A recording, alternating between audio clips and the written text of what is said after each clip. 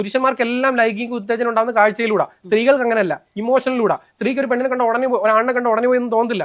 അവർക്ക് അടുപ്പം തോന്നി, ഇഷ്ടം തോന്നി, അവർക്ക് ചിലപ്പോൾ അവരുമായിട്ട് ഒത്തിരി ചിലപ്പോൾ വയസ്സിന് വ്യത്യാസമുള്ളവരാണെങ്കിലും അവരുമായിട്ട് ഒരു ബന്ധമില്ലാത്തവരാണെങ്കിലും അവർക്ക് ആത്മബന്ധം തോന്നിക്കഴിഞ്ഞാൽ അടുപ്പൊന്നും ഇഷ്ടം തോന്നിയില്ല അതുണ്ടാവത്തുള്ളൂ.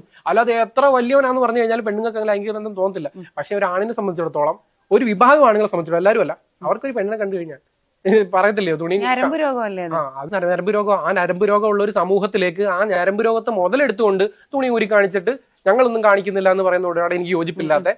പിന്നെ കംഫർട്ടായിട്ട് ചില സ്ത്രീകൾ ഇടുന്നുണ്ട്. ഒരു പുറത്തൊക്കെ ജീവിച്ചു വന്നവർ അവരുടെ രീതിയിൽ ഇടുമ്പോൾ നമുക്കറിയാമല്ലോ, ഒരാൾ അവരുടെ ഡ്രസ്സ് ഇടുന്നതും അല്ല മറ്റുള്ളവരെ കാണിക്കാൻ വേണ്ടി ഡ്രസ്സ് ഇട്ടിട്ട് ഇടയ്ക്കിടയ്ക്ക് അവർ പിടിച്ചിരുന്നതും കാണുമ്പോൾ നമുക്കറിയാം അത് അവർക്ക് അത് കാണിക്കണം, എങ്ങനെയും ഒന്ന് മാർക്കറ്റ് ചെയ്യണം. എങ്കിൽ അത് ഞങ്ങൾക്ക് പറ്റുന്നില്ല. അതിനെയാണ് ഞാൻ എതിർക്കുന്നത്. അന്ന് എതിർക്കുന്നത് അതാ ഞാൻ പറഞ്ഞത്, മുല മറയ്ക്കാൻ കൊതിച്ചൊരു കാലത്ത് മുല മുറിച്ചൊരു നങ്ങേലി. അന്ന് മുല മറയ്ക്കാൻ കൊതിച്ചൊരു കാലമായിരുന്നു.